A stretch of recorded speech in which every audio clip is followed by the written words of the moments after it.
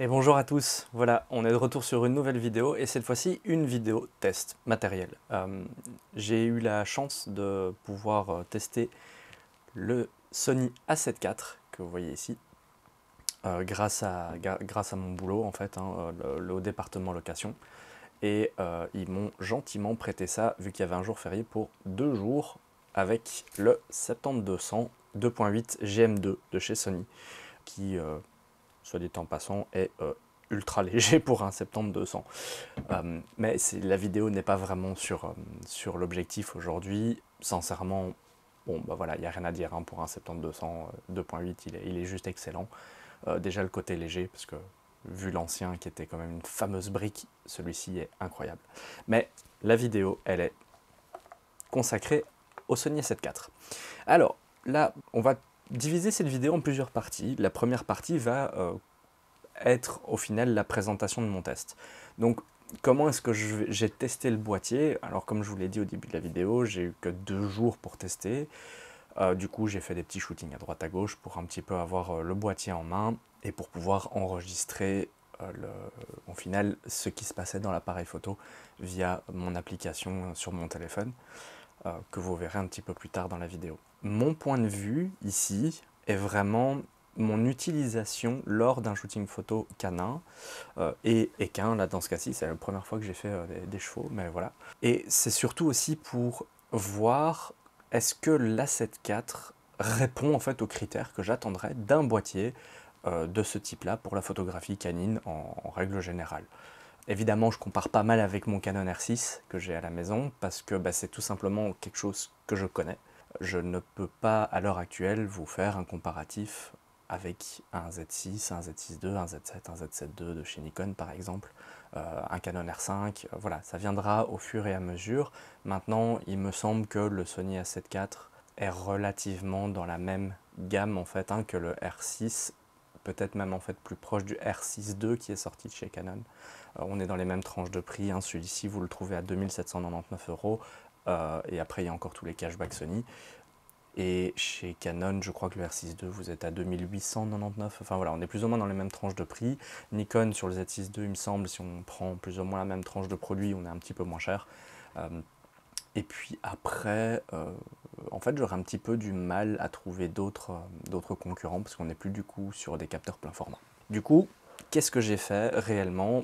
Je me suis posé la question en l'utilisant, est-ce que l'autofocus fonctionne bien? Est-ce qu'il y a une belle détection? Est-ce qu'il suit bien évidemment la montée en ISO? Alors j'ai pas exagéré non plus, mais c'était lors du shooting, j'ai regardé un petit peu ce qu'il en était dans mon utilisation et est-ce que la montée en ISO est correcte ou pas. Donc tout ça, on verra tout à l'heure sur Lightroom. Et en attendant, je vais parler d'abord du coup des caractéristiques de la 7.4, ce qui est la deuxième partie de la vidéo. Alors, petit point par rapport aux caractéristiques de la 7.4, je ne vais pas faire... ce n'est pas une vidéo en fait dédiée aux caractéristiques de la 7.4. Il y a des gens qui font ça bien mieux que moi sur YouTube. Si vous voulez vraiment voir toutes les specs de la 7.4, moi ici je vais, on va dire, prendre les grandes lignes et des choses qui m'ont marqué et des choses qui au final pour moi sont relativement importantes dans mon utilisation. Alors pour cette partie de caractéristiques de la 7.4, on est sur un boîtier avec un capteur plein format, comme je l'ai dit, donc la même chose que chez Canon R6 et ainsi de suite. La même chose que l'Alpha 7 III avait aussi un capteur plein format, donc voilà, c'est toute cette gamme-là. Son capteur est de 33 millions de pixels, ce qui est par contre plus élevé que mon Canon R6, et j'avoue que ça a un petit confort, mais on en discutera après. Au niveau de l'autofocus, voilà, il fait partie des leaders du marché, il n'y a rien à faire. Sony est vraiment connu aussi pour faire ça. Beaucoup de gens disent que l'autofocus du Canon, des Canon en règle générale est un petit peu meilleur. Et en fait, ce qui se passe, c'est que l'algorithme de l'autofocus est vraiment mis sur tout leur boîtier. Comparativement au final à Sony, où il y a à chaque fois, vous allez prendre vraiment les boîtiers les plus hauts avec carrément un algorithme, intelligence artificielle et ainsi de suite. Et en fonction des boîtiers, vous avez des plus anciens autofocus. Maintenant, je crois que ça va se généraliser dans le futur, parce que voilà, Sony n'arrête pas de sortir des nouvelles choses, et donc à mon avis, en fonction des nouveaux boîtiers qui sortent, ils vont garder évidemment la dernière technologie autofocus à chaque fois dedans. Et du coup, au niveau de l'autofocus, vous avez détection des yeux, des humains, des véhicules, des animaux. Vous avez toute la panoplie en fait, hein, donc il n'y a vraiment pas à se poser de questions là-dessus. Et si je ne me trompe pas, en fait, c'est quelque chose qui devient presque au final, je dirais pas banal, mais quelque chose qui est qu'une obligation de la part des constructeurs d'avoir de nos jours, parce que sinon, tout d'un coup, votre boîtier n'est plus dans la course, tout simplement. Il a un capteur stabilisé, alors de nouveau, ça, les spécifications de la stabilisation, vous pouvez aller voir les autres vidéos, parce que là, j'ai pas envie de dire de conneries en fait. Quand on rentre vraiment dans l'ultra technique, je vous avoue que moi c'est par rapport à mon utilisation, le nombre de stops et ainsi de suite. En plus de ça, maintenant sur les boîtiers hybrides, vous avez, quand vous utilisez un boîtier, par exemple dans ce cas-ci un Sony, et je vais coupler le boîtier Sony avec un objectif stabilisé Sony aussi, vous allez avoir en fait une addition des deux stabilisations. Donc la stabilisation optique de l'objectif et une stabilisation au niveau du capteur du boîtier. Et du coup, ça vous permet encore de monter un peu plus haut, mais voilà, comme je disais, la technique, c'est... Moi, je préfère la pratique, c'est mieux. Alors, de nouveau, shutter électronique, mécanique, vous avez le choix, bien évidemment. Par contre, shutter électronique, mécanique, aïe aïe aïe Sony, 10 images secondes que vous passiez de l'un à l'autre. C'est un peu dommage, je trouve. Surtout pour un boîtier pareil, où on dit qu'il a le même processeur, il me semble, que le A1. C'est triste. Je trouve que là, franchement, ils auraient pu un petit peu augmenter ça. Pour vous donner une petite idée, mon R6, première génération, même si il me semble que le Canon R6 II est encore mieux là-dedans, mais mon R6 première génération, c'est 12 images secondes en mécanique. Donc là, voilà, on chipote, hein, c'est 2 images de plus quand même. Et on passe à 20 images par seconde en électronique. Donc, voilà. Même si je shoot vraiment très rarement en électronique, parce que là, il y a encore plein d'autres choses qui interviennent derrière dans le capteur électronique. On pourra en discuter dans une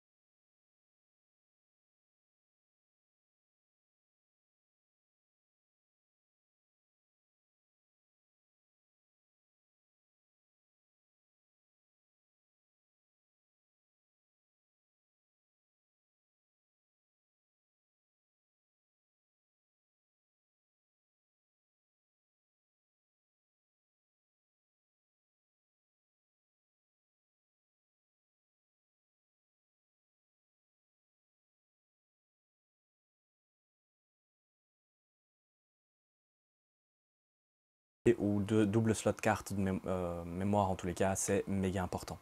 Autre chose importante évidemment pour moi, c'est la tropicalisation. Ça me paraît presque obligatoire, mais bah voilà, certains d'entre vous le savent, hein, je l'ai déjà dit dans d'autres vidéos, j'habite en Belgique, et il me faut un truc qui soit tropicalisé. J'ai toujours, et même avec mon boîtier R6 qui est tropicalisé, mon 7200 et tout, bah je fais quand même super attention, quoi. Je suis genre à vite sécher après et tout, pour être sûr que ça ne rentre pas, parce que bah, y a rien à faire à partir du moment où vous ouvrez un boîtier, enfin que vous enlevez l'objectif du boîtier, la tropicalisation, bah il n'y en a plus, vu que vous avez séparé les deux éléments où il y a le joint justement entre. Donc voilà, mais tropicalisation évidemment très important. Alors en point positif, c'est la prise en main. J'ai eu l'occasion à l'époque de tester un A7 III et un A7R3, ouais, l'A7R3. Et je trouvais qu'en fait le grip était pas si bien fait que ça. Et maintenant en fait, si vous voulez, vous avez vraiment cette encoche qui se situe ici, ouais, la petite encoche là, qui fait que quand vous mettez votre main, votre doigt tombe vraiment dans l'encoche et donc vous avez une très bonne prise en main. Voilà, avec votre pouce à l'arrière qui fait contrepoids, les boutons tombent vraiment bah, sous les doigts directement. C'est vraiment très très bien au niveau ergonomique. Alors attention, j'ai pas des très grandes mains, donc moi ça tombe super bien. Maintenant j'ai déjà vu d'autres personnes qui disaient bah, je suis juste un peu limite. Alors du coup je rajoute un petit grip ici en dessous qui permet justement de ne pas ricocher, on va dire d'avoir son doigt en dessous comme ça, parce que quand on a ça, bah, ça peut vite faire des crampes à la longue, ça fait mal. Donc, mais sinon voilà, l'ergonomie, la prise en main et tout, vraiment top. Évidemment, point positif, comme je le disais, mais ça c'est plus pour moi parce que je fais un peu de vidéo, le Full HDMI. Ça c'est méga important. Les 33 millions de pixels, point positif, alors je suis habitué à du 20.1 ou 20.6 je crois sur le R6, ce qui me laisse pas beaucoup de marge de manœuvre pour cropper dans la photo, et ici bah, mine de rien c'est cool, j'ai un peu de marge d'erreur on va dire, la définition est vraiment top, donc pour moi ouais 33, entre 30 et 35 millions de pixels, pour moi je trouve que c'est vraiment ça devrait presque être une obligation en fait, pour la photo en tous les cas c'est vraiment top. Pour un couteau suisse. Voilà, ça doit être entre 30 et 35 millions de pixels, c'est vraiment un nombre de pixels qui est vraiment cool à utiliser. Autre point méga important chez Sony, la personnalisation. Ah mon dieu, qu'est-ce que ça me manque ça sur mon R6. Ah bah voilà, c'est simple, vous avez évidemment le bouton fonction, mais ça c'est chez tout le monde, mettre le C1, C2, C3, la petite molette sur la 7.4 ici qui est déverrouillable en fait, où normalement il y a la compensation d'exposition sur cette petite... je vais montrer comme ça, je suis désolé, hop, voilà, ici, en fait, elle est verrouillable si on ne veut pas l'utiliser, sinon vous pouvez la programmer, mettre un peu ce que vous voulez. Les raccourcis, le fait d'avoir un sélecteur ici, en fait, en dessous de la molette de sélection PASM, vous avez un petit switch qui vous permet de passer de photo à vidéo en un clin d'œil, et ça c'est génial parce que ça veut dire que vos modes 1, 2, 3 personnalisables, eh ben, vous pouvez faire des personnalisations pour la photo et pour la vidéo. Et du coup, vous switchez de l'un à l'autre juste avec un petit sélecteur. C'est quand même vachement cool. Un autre point positif, est quand même financier, mine de rien, parce que Sony a accès au parc optique de chez Sigma et Tamron. Et ça, vous pouvez avoir de nos jours des super objectifs pour la moitié du prix, en fait, de la gamme du constructeur même de chez Sony. Ce que n'a pas Canon, ce que n'a pas encore Nikon non plus, ce que commence à avoir Fuji, mais waouh, là le choix optique est dingue, et je crois que même juste ce point-là peut vraiment faire la différence pour une personne qui va choisir est-ce que je vais chez une autre marque ou est-ce que je vais prendre un Sony. Je crois que ça peut vraiment faire une grosse différence. Moi je la vois en tous les cas chez les clients au magasin chez nous. Voilà, il y a clairement une différence à ce niveau-là. Les gens se disent ok, j'ai plus de choix, même si on sait potentiellement que ça va arriver hein, chez Canon et chez Nikon, on le sait bien, mais voilà, ça prend plus de temps. Eux, par contre, le marché de l'hybride, ils en sont depuis bien plus longtemps en fait que Nikon et Canon. Donc, point très positif, très très positif. Bon, on va passer maintenant aux points négatifs. On a quand même fait des points positifs, on va aussi faire les points négatifs. Alors, sincèrement, les points négatifs par rapport à ce que moi j'ai testé ici, il n'y en a pas beaucoup. Je dirais que ce qui m'embête le plus, ce sont les menus. Les menus chez Sony, alors c'est déjà mieux par rapport à un A7 III, mais alors, c'est... Ouais, c'est grave, quoi. Genre, on a un écosystème, il pourrait faire vraiment plus simple et faire les sous-menus avec des mots parfois où on se dit, si on n'est pas ingénieur, on ne comprend pas, quoi. Donc il faut beaucoup chipoter, je trouve. Et alors, clairement, ce que je vous conseille de faire, c'est qu'il y a un menu personnalisable où dès le moment où vous avez vos trucs à vous, vous savez où ils sont, vous allez les copier, vous allez les mettre dans le menu personnalisable, et au moins vous avez tout sur la même page, du moins les points importants pour vous, quoi. Ensuite, un autre point qui m'embête un petit peu, c'est ce côté des 10 images par seconde, que ce soit en mécanique ou en électronique. Bon, bah, je trouve ça un petit peu embêtant par rapport du moins à la concurrence en fait, hein. Donc il y a le potentiel, on a un processeur d'Alpha One dedans, ils savent très bien le faire. J'ai l'impression en fait que Sony a cette politique de segmentation de ses gammes de produits, et il faut surtout pas qu'un boîtier empiète très légèrement en fait sur un autre boîtier. Et je trouve que ça sont des choses qui ne sont même pas à mettre sur le compte de tiens, je vais bousiller au final le marché de mon autre boîtier et ainsi de suite. Regardez,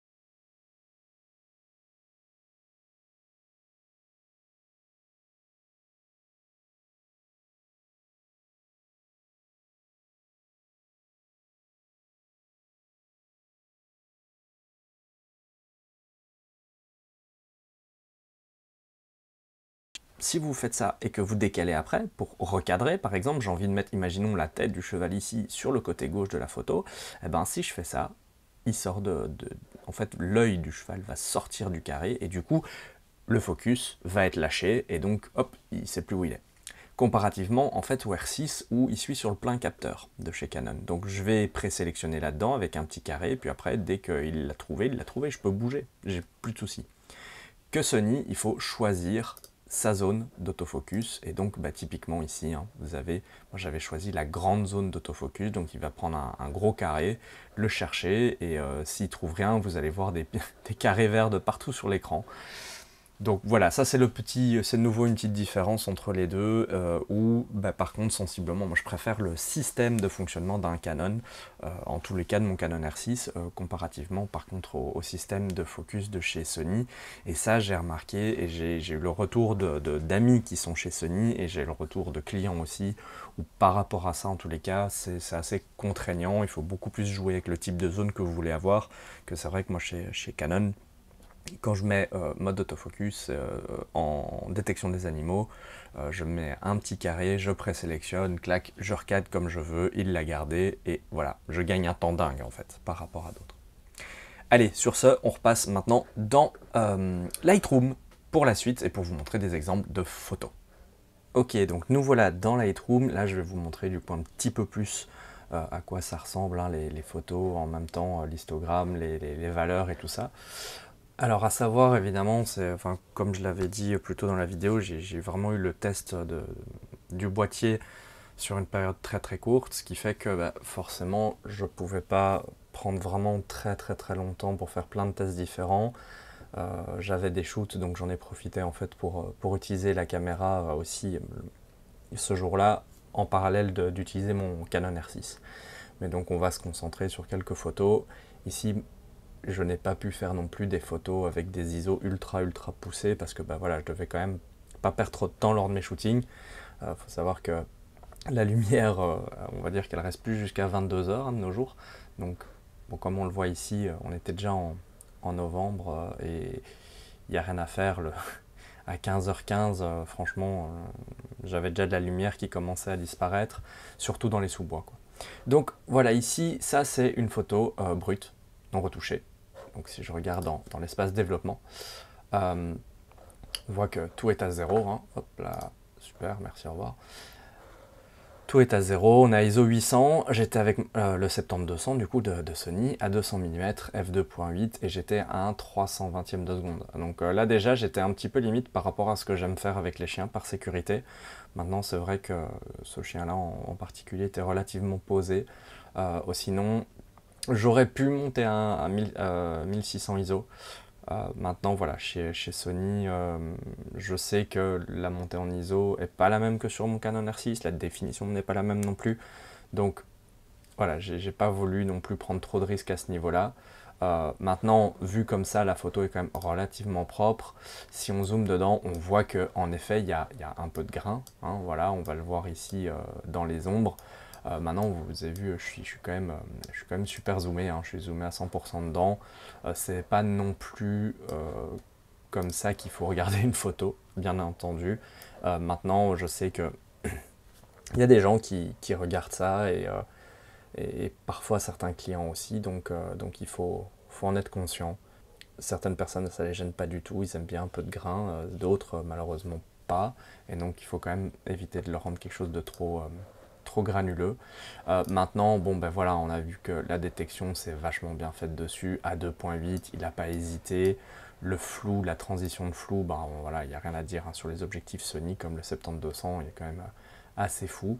Et pour vous donner un peu une idée, si je prends, donc ça c'est une autre photo prise de nouveau, hein, brute, toujours sur le Sony RW, voilà, on a le focus qui est nickel, et en fait vous avez ça avec l'accentuation et la réduction de bruit sur le logiciel Lightroom hein, maintenant.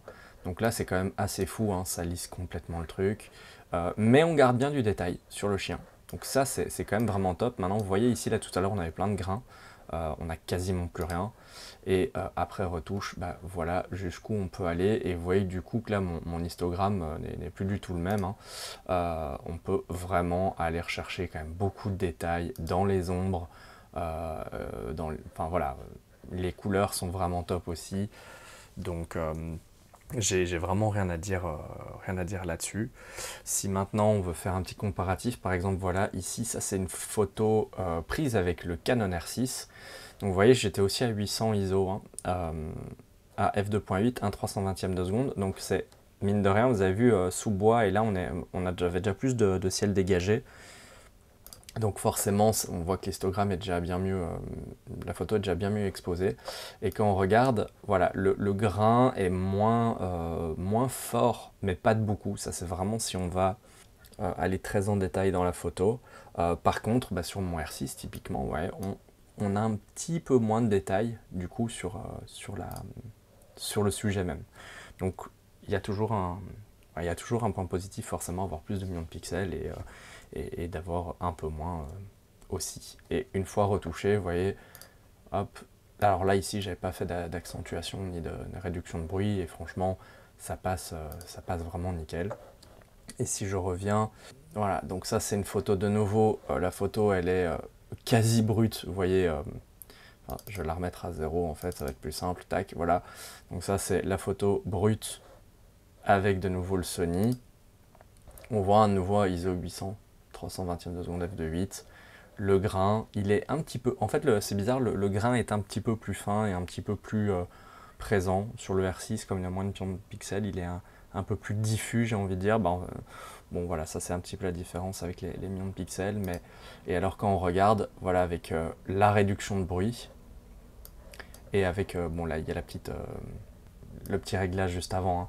Mais donc on retrouve vraiment des photos tac. Et alors là, une fois retouché, franchement, sur le Sony, il y a vraiment rien à dire. On peut facilement, on peut très facilement l'utiliser en photographie canine et même en basse lumière. Alors c'est dommage parce que bah, comme je fais aussi un peu de photos de concert sur le côté. Et bah là, ça aurait été vraiment le cas de l'utiliser en basse lumière et de pouvoir faire un comparatif, parce que là, là, on peut monter très très haut dans les ISO en fonction. Voilà. Alors, pour vous donner une idée, avec celle-ci, par exemple, ça c'est de nouveau au Sony. Bah, le piqué est quand même vraiment top, hein, voilà. Et puis si maintenant je dois comparer dans les mêmes conditions de lumière, on avait avec le Canon, tac, voilà, donc là on est un petit peu plus lumineux. Là j'étais à ISO 200 par contre, et vous voyez, 1/500e, ça c'est ce que j'aime vraiment bien voir, hein, avec les chiens. Quand ils bougent pas, enfin quand ils sont en statique en portrait, 1/500e de seconde, pour avoir vraiment cette marge d'erreur au cas où ils font des petits mouvements un peu brutaux comme ça, un peu rapides. Les couleurs sont vraiment top. Vous voyez ici c'est vraiment ça, donc ça c'est le fichier PSD, voilà, ça c'est le fichier brut, hein. Les couleurs sont vraiment bien respectées, je trouve, au niveau des teintes chaudes, au niveau des verts. J'avais fait aussi un shooting avec des chevaux, et vous voyez, bah voilà, la photo prise du coup, hop, aussi avec le Sony, à ISO 250, 1/400e de seconde. Ah ben c'est propre, la détection s'est fait nickel. Moi j'ai vraiment rien à dire, hein, par rapport à ça. Vous voyez ici c'est pareil. Et je crois qu'on en a fini ici. Voilà, on arrive à la conclusion de cette vidéo. Bah, la grande question c'est, est-ce que je conseille ce boîtier pour la photographie canine? Bah clairement oui. Comme on l'a dit juste avant, hein, il coche quand même pas mal de cases, en tous les cas pour mon utilisation. Et en fait, si j'avais pas été chez Canon, que j'aurais été chez Sony, franchement, voilà, j'aurais été très très très content avec ce genre de matériel. Est-ce que je le conseille plus qu'un autre? Ça, je vais vous le dire clairement, je n'ai pas eu assez de temps pour pouvoir faire encore de manière plus approfondie le test de ce boîtier. J'aurais tendance à dire que de ce que j'ai entendu, et en tous les cas quand j'ai des clients et des retours clients au magasin, j'ai plus tendance pour la photographie canine, et surtout dès qu'il y a du mouvement, à conseiller Canon et Sony plutôt que par exemple que Nikon. Mais de nouveau. Et on s'entend bien sur la même gamme de produits, hein, parce que venez pas me dire en commentaire, oui mais le Z9 il est incroyable. Évidemment, il est incroyable. On est sur un boîtier à 7000 euros. Donc voilà, hein, on va rester dans cette gamme de prix là. Donc oui, je le conseille, clairement. Ça c'est sûr et certain. Avec son gros avantage, son accès au parc Sigma et Tamron, hein, ça, il n'y a rien à faire. Ça, c'est quelque chose qui fait qu'une personne qui aimerait se lancer dans la photographie canine ou même un peu animalière et des choses comme ça, ben, il a accès en fait à un parc objectif qui reste hyper qualitatif, mais moins cher que chez Sony même. Mais en ayant déjà son boîtier, évidemment, la 7.4 qui offrira énormément de possibilités lors de la prise de vue en fait. Donc ça n'empêche pas après de pouvoir upgrader sur différents objectifs, mais sincèrement, bah moi par exemple chez Canon, ça m'embête franchement que Sigma et Tamron ne soient pas encore là parce que y a certains objectifs où j'aimerais quand même bien, j'aimerais vraiment bien qu'ils soient présents et que je puisse aller chercher un objectif sans devoir débourser 2500 voire 3000 et si pas plus parfois dans certains objectifs de la gamme L de chez Canon. Donc voilà. Et pour la petite info, quand je vous dis que voilà, je ne reçois pas du matos et des trucs comme ça dans tous les sens, j'ai testé il n'y a pas longtemps sur mon Canon R6 en fait, une bague d'adaptation de chez KNF Concept qui me permet de mettre en fait, mes objectifs argentiques. Et c'est avec ça que je vous filme aujourd'hui. C'est avec un 28 mm argentique, donc full mise au point manuel. Alors oui, c'est un petit peu plus casse-tête, hein. On n'est pas, si je me rapproche vraiment beaucoup, vous allez voir, hop là, je deviens flou. Donc voilà, il faut quand même faire un petit peu attention à ça, mais voilà, je ne pousse pas du tout à l'achat de matériel hyper cher. Évidemment, ici, le but de la vidéo, c'était de vous montrer la 7.4. On va essayer de faire des tests aussi sur des boîtiers qui sont même un peu plus entrée de gamme pour voir, bah tiens, une personne qui commence, qui se lance réellement dans la photographie, entre autres canine, est-ce qu'il a assez avec ça avant de peut-être de devoir passer professionnel ou autre, ou même pour une personne lambda qui veut pas mettre trop de budget dedans et qui fait ça par passion. Donc voilà, ça viendra un peu plus tard. Allez, ben, j'espère en tous les cas que cette vidéo vous a quand même plu, même si je ne suis pas un technicien de chez Sony qui vous explique toutes les différentes caractéristiques possibles et imaginables qu'a ce boîtier. Et voilà, si vous avez bien aimé cette vidéo, je vous invite quand même à mettre le petit like, de vous abonner à la chaîne pour ne pas manquer les prochaines vidéos. Et voilà, j'espère qu'on se reverra vite. Ciao, ciao!